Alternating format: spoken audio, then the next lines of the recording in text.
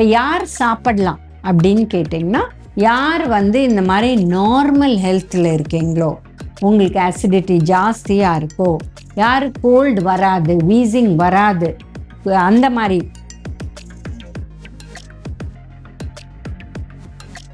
நம்ம பிரேக்ஃபாஸ்ட்டில் நார்மலாக 4 இட்லி சாப்பிடுவோம்னா ஆட்டோமேட்டிக்காக 2 இட்லி தான் சாப்பிடுவோம். ஏன்னா இது ஒரு 7 மணிக்கு குடிச்சிருப்போம், 8 8:30க்கு பிரேக்ஃபாஸ்ட் சாப்பிட போகிறோம். அப்போது நம்ம குறைவாக தான் சாப்பிடுவோம். ஸோ மென் சாப்பிட்லாமா, உமன் சாப்பிட்லாமா, 2 பேரும் சாப்பிடலாம், ப்ராப்ளம் இல்லை. டெய்லி சாப்பிடலாமா, கூடாது. வாரத்தில் 1 தடவை இல்லை 2 தடவை சாப்பிடலாம். இப்போ எங்களுக்கு ஜூஸாக ஒத்துக்கல, நாங்கள் சூப்பாக பண்ணி சாப்பிடலாமா, எல்லாருமே சூப்பாக சாப்பிடலாம், ப்ராப்ளமே கிடையாது.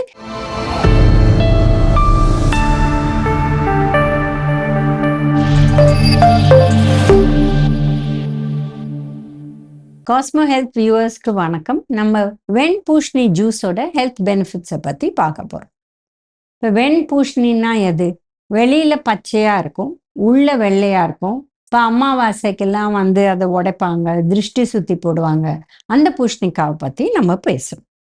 இப்போ இந்த ஜூஸை எப்படி பண்ணணும் அப்படின்னு பார்த்தீங்கன்னா, ராவாக பூஷணிக்காவை கட் பண்ணி இதில் உள்ளே இருக்கிற அந்த விதையை எடுத்துட்டு, தோலை எடுத்துட்டு, அந்த வெள்ளை அந்த பசையை மாத்திரம் எடுத்து நம்ம அதை நல்லா மிக்சியில் அடிச்சுட்டு, இதை கொஞ்சம் பெப்பர் இல்லை ஜீரகம், உப்பு இதை போட்டு அப்படியே குடிச்சிடலாம். இது வடிகட்ட வேண்டிய அவசியம் கிடையாது. நீங்கள் நல்லா அதை அரைச்சிட்டிங்கன்னா இது நல்லாவே ஜூஸ் ஆகிடும். இதை அப்படியே குடிக்கலாம். பட் நீங்கள் குடிக்கிறதே அது கொஞ்சம் கசப்பாக இருந்தால் குடிக்காதுங்க, எடுத்து வச்சிருங்க. வேற காயை வாங்கி குடிக்கலாம். ஏன்னா கசப்பாக இருந்தால் இது நல்லது கிடையாது, இது எடுத்துக்கூடாது. இப்போ இது யார் சாப்பிடலான்னு பார்த்தீங்கன்னா, யாருக்கெல்லாம் அடிக்கடி கோல்டு பிடிக்காதோ, யாருக்கு வீசிங் இல்லையோ, இல்லை சைனஸ் அடிக்கடி வராதோ, அவங்க தான் இதை குடிக்கலாம். இது எம்டி ஸ்டமக்கில் குடிச்சாதான் இதுக்கு பெஸ்ட். அண்ட் இது யாருக்கெல்லாம் அல்சர் இருக்கோ அவங்க இதை குடிச்சா, இது ஒரு 10 days குடிச்சாங்கன்னா அந்த அசிடிட்டி குறைஞ்சு இது ஹெல்ப் ஆகும். இப்போ நிறைய பேர் இதை பல விஷயத்துக்கு குடிக்கிறாங்க. வெயிட் லாஸுக்கு குடிக்கிறாங்க, வாட்டர் பாடியிலேருந்து வெளியில் போகிறதுக்கு குடிக்கிறாங்க. இந்த மாதிரி பல விஷயத்துக்கு இதை யூஸ் பண்ணலாம். பட் மெயினாக பார்த்தீங்கன்னா இதில் என்ன இருக்குது அப்படின்னு பார்த்தீங்கன்னா, ஆன்டி ஆக்சிடென்ட்ஸ் இருக்குது, ஃப்ளேவனாய்ட்ஸ் இருக்குது, ஃபைட்டோ நியூட்ரியன்ஸ் இருக்குது. இது நீங்கள் ஒரு டம்ளர் ஜூஸ் குடித்தா கூட இது ஒரு 20 to 40 கேலரிஸ் தான். அதில் எந்த அளவு அந்த நிறையா அந்த பூஷணிக்காய் இருக்கோ இல்லை வாட்டர் சத்து இருக்கோ அதை பொறுத்து இருக்குது. பட் இவ்வளோ தான் அதில் கேலரிஸ். ஸோ இதனால அவங்க ஒரு ஃபுல் கிளாஸ் குடிச்சிட்டாங்கன்னா இது பிரேக்ஃபாஸ்டில் சிறிய அளவு சாப்பிடுவாங்க. அதனால வெயிட் லாஸ் வரும். டைரக்டாக பூஷணிக்காய் ஜூஸ் குடிச்சதுனால வெயிட் லாஸ் வருதுன்னு கிடையாது. இந்த மாதிரி நம்ம ஒரு ஜூஸை குடிக்கிறோம், இதில் கேலரி கம்மியாக இருக்குது, பட் இது வயிறை அடைச்சிடுது. அதனால நம்ம பிரேக்ஃபாஸ்டில் நார்மலாக 4 இட்லி சாப்பிடுவோம்னா ஆட்டோமேட்டிக்காக 2 இட்லி தான் சாப்பிடுவோம். ஏன்னா இது ஒரு 7 மணிக்கு குடிச்சிருப்போம், 8 8:30க்கு பிரேக்ஃபாஸ்ட் சாப்பிட போகிறோம். அப்போது நம்ம குறைவாக தான் சாப்பிடுவோம், அதனால வெயிட் லாஸ் வரும். பட் டைரெக்டாக நான் பூஷணிக்காய் ஜூஸ் குடிக்கிறேன், நான் வெயிட்டை குறைக்கிறேங்கிறது இது தப்பான கருத்து. பட் டெஃபினட்டாக அசிடிட்டியை குறைக்குது. இது பேசிக்காக டைஜஷனை செட் ஆகுது. இது யாருக்கெல்லாம் ப்ளோட்டிங் இல்லை இந்த மாதிரி ஏப்பம் வருது, இந்த மாதிரி இருக்கோ இவங்களுக்கு இது ரொம்ப நல்லது. பட் சில பேருக்கு இது ஒத்துக்காது.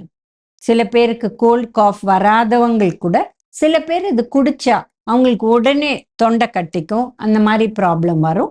அவங்க இதை குடிக்க வேண்டாம். ஏன்னா இதை வேக வச்சு ஜூஸ் பண்ணி குடிச்சா அது சூப் மாதிரி ஆயிடும், அதோட பெனிஃபிட்ஸ் வேற. பட் ராவா குடிச்சா இது டிஃப்ரெண்ட் அண்ட் இதோட பெனிஃபிட்ஸ் ரொம்ப வித்தியாசம். ஸோ ராவா குடிச்சா கொஞ்சம் பெப்பர், கொஞ்சம் ஜீரகம், நிறைய பெப்பர் போடக்கூடாது. ஏன்னா இப்போ பெப்பர்னு சொன்னாலே இந்த பெப்பர் மஷ்ரூம் நீங்கள் கேட்டிங்கன்னா எக்கச்சக்கமாக மிளகு போடுவாங்க, அந்த மாதிரி போடக்கூடாது, லைட்டாக போடணும். ஏன்னா இது ஃபர்ஸ்ட் திங் இந்த மார்னிங் குடிக்கிறோம், ரொம்ப பெப்பர் போடக்கூடாது. லைட்டாக பெப்பர், கொஞ்சம் ஜீரகம், லைட்டாக உப்பு போட்டு குடிக்கலாம். அண்ட் நீங்கள் எலசா ஒரு பூஷ்ணிக்காய் வாங்கினீங்கன்னா அதில் வந்து உங்களுக்கு ஈஸியாக அந்த ஜூஸ் பண்ணலாம். அண்ட் இது வந்து உங்களுக்கு வந்து வடிகட்ட வேண்டிய அவசியம் இல்லை. இதே நீங்கள் ரொம்ப வந்து முத்தின ஒரு பத்தை பூஷ்ணிக்காய் வாங்கிட்டு வரீங்கன்னா இது வந்து கொஞ்சம் கஷ்டம். அது வந்து அந்த அளவு நம்மளுக்கு பீட்டப் ஆகாது. அப்படியே கொஞ்சம் அப்படியே இருக்கும் அந்த இது. நீங்கள் எவ்வளோ சின்னதாக கட் பண்ணால் கூட அது வந்து கொஞ்சம் அந்த இது அறப்படாது. ஸோ அந்த மாதிரி பூஷ்ணிக்காய் வேண்டாம். நம்மளுக்கு கொஞ்சம் சின்ன பூஷ்ணிக்காவாக வாங்கி கூட நீங்கள் பத்தை போட்டு சாப்பிட்லாம். அடுத்து கேட்பாங்க, இதை வச்சு நாங்கள் ஃப்ரிட்ஜில் வச்சு சாப்பிட்லாமா? ஒரு நாள் பண்ணிட்டு எவ்வளோ நாள் சாப்பிட்லாம்? இது ஃப்ரெஷ்ஷாக பண்ணி சாப்பிட்றதுல தான் ஃபுல் பெனிஃபிட்டு. நீங்கள் வேணால் ஒரு பத்தை வாங்கிட்டு அரை பத்தை இன்னைக்கு பண்ணிட்டு அரை பத்தை நாளைக்கு சாப்பிட்லாம். அதுக்கப்புறம் நீங்கள் திருப்பி வாங்கிக்கலாம். பட் டெய்லி இது சாப்பிடணும்னு அவசியமே கிடையாது. யாருக்கு அசிடிட்டி இருக்கோ அவங்க மாத்திரம் இது டெய்லி ஒரு 10 நாள் சாப்பிட்டுட்டு அப்புறம் விட்டுடலாம். ஏன்னா இந்த 10 டேஸ்லேயே அவங்களுக்கு அந்த பெனிஃபிட் கிடைச்சிடும், அசிடிட்டி குறைஞ்சிடும். பட் இதை வந்து இது நல்லது அப்படின்னு சொல்லிட்டு இதை டெய்லி சாப்பிட வேண்டாம். வாரத்தில் 1 or 2 days ஓகே. இப்போ யார் சாப்பிடலாம் அப்படின்னு கேட்டிங்கன்னா, யார் வந்து இந்த மாதிரி நார்மல் ஹெல்த்தில் இருக்கீங்களோ, உங்களுக்கு அசிடிட்டி ஜாஸ்தியாக இருக்கோ, யார் கோல்டு வராது, வீசிங் வராது, அந்த மாதிரி ரெஸ்பிரேட்டரி இஷ்யூஸ் எதுவுமே வராதவங்க தான் இதை சாப்பிடலாம். ஏன்னா சில பேருக்கு இதை குடிச்சா அவங்களுக்கு வந்து செஸ்ட்டு, கோல்டு, காஃபு, ஃபீவர் இதெல்லாம் வரக்கூடிய வாய்ப்பு இருக்குது. ஸோ அவங்கெல்லாம் இதை அவாய்ட் பண்ணிடலாம். இப்போ ரொம்ப பெரியவங்க சாப்பிடலாமா அப்படின்னு கேட்டால் அவங்களுக்கும் அவங்க ஹெல்த்தை பொறுத்து இருக்குது. இப்போ நிறைய பேர் வந்து ஒரு 60 years மேலே எடுத்திங்கன்னா ப்ரீதிங் ட்ரபிள் இருக்குது, வீசிங் இருக்குது, இவங்கெல்லாம் இது சாப்பிட வேண்டாம். பட் யாருக்கு வந்து இந்த மாதிரி எந்த ப்ராப்ளமும் இல்லை, நார்மலாக இருக்காங்க, மெடிகேஷன்ஸில் இருக்காங்க, only for diabetes R blood pressure அந்த மாதிரி அவங்க சாப்பிடலாம், அது ப்ராப்ளம் இல்லை. பட் யாருக்கு ரெஸ்பிரேட்டரி இஷ்யூஸ் இருக்கோ அவங்க சாப்பிடக்கூடாது. இதே மாதிரி சின்ன குழந்தைகள் கொடுக்கலாமா? வேண்டவே வேண்டாம். இது அடல்ட்ஸ் தான் சாப்பிடணும், சின்ன குழந்தைகளுக்கு வேண்டவே வேண்டாம். இப்போ சில 10 வயசு குழந்தைங்க வந்து 80 கிலோ இருக்குது, அவங்களுக்கு கொடுக்கலாமான்னா வேண்டவே வேண்டாம். யாருக்கு கொடுக்கலான்னா ஒரு 18-20 இயர்ஸ்க்கு மேலே இருக்கிறவங்க தான் இதை சாப்பிடணுமே வழிய அடல்ட்ஸ் வந்து குழந்தைகளுக்கு கிடையாது. பட் பெரியவங்களுக்கு கொடுக்கலாம். ப்ரெக்னெண்ட்டாக இருக்கிறவங்க சாப்பிட வேண்டாம், தாய்ப்பால் கொடுக்குறவங்க சாப்பிட வேண்டாம். ஸோ இதெல்லாம் வந்து ரா ஜூஸ்னால நம்ம இதெல்லாம் வந்து இவங்களுக்கெல்லாம் கொடுக்க மாட்டோம்.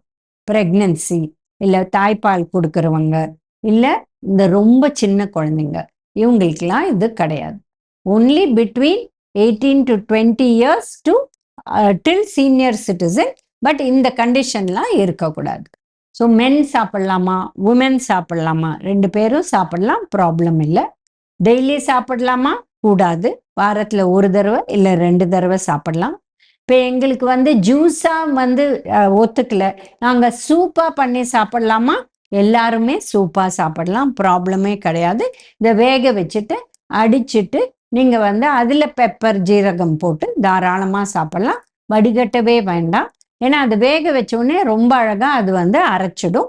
ஸோ இது எல்லாருமே சாப்பிடலாம், சின்ன குழந்தைங்க, பெரியவங்க, ரொம்ப வயசானவங்க, எல்லாருமே வீசிங் இருக்கிறவங்க எல்லாருமே சூப்பாக சாப்பிடலாம்.